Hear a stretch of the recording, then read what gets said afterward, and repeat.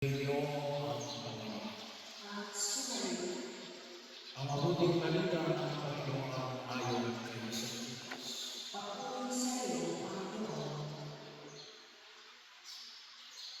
Noong panahon sinaysay ni Jesus sa isang talinanga sa mga nakarating ng unang niyang pag-uusap. Ginawa ito sa malapit na siya sa Jerusalem. At ang akala ng matao ay natatanda ang iyan ng Diyos.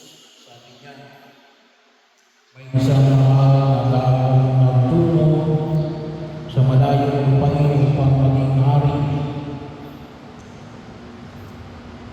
At magbalik pagkatapos niyon. Bago siya umalis, tinawag niya ang 10 sa kanyang mga libig.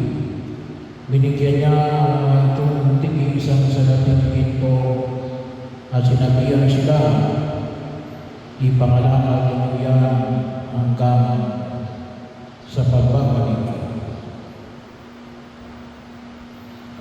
Buod naman sa kanyang mga kababayan, kaya pagkaalis niya, nagsuko sila ng mga kinagawa upang sabihin sa pinangungkulan, ayaw namin maging hari ang taong ito. Ngunit ginawa niya ang taong yun. Umuwi siya pagkatapos at ipinatawag ang mga libig. Binigyan niya ng salating ito ang malaman kung gaano ang tinubo ng bawat isa. Lumapit sa kanya ang una ang sabi, Panginoon, ang salating ito ay nagtubo ng 10. Magaling. Sagot niya, mabuting alipin. Yamang naging matapat ka sa kakaunting bagay para mamahalaan kita sa 10 bayan. Lumapit na ikalawa at ang sabi, Panginoon, ang iyong salating ito ay nagtubo ng 5. At sinabi niya sa kanya, mamahala ka sa 5 bayan.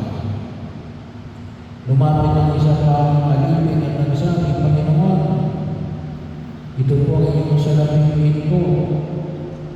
Binalot ko sa panyo at itinago. Natakot po ako sa inyo sapagkat napakaibig ninyo.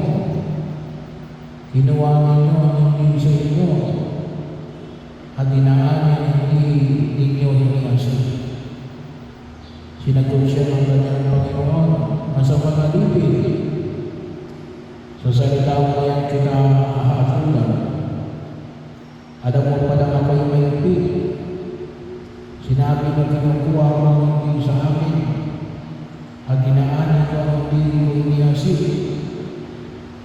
Baka hindi mo nilagay sa bago ang aking salating.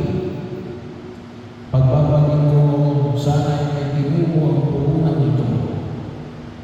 At sinabi niya sa mga naroon, kunin ninyo sa kanya ang salating ginto at ibigay sa may 10.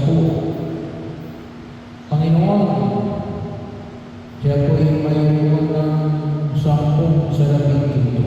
Wika niya.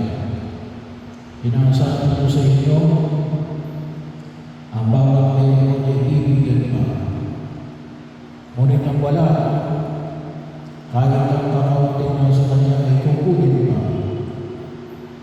Tungkol naman sa kalabay kung ayaw namin mag-aanas na nila, dahil inuwikot pa tayo sa harapan ko. Pagkasabi nito, nagbaba si Jesus patungo Jerusalem.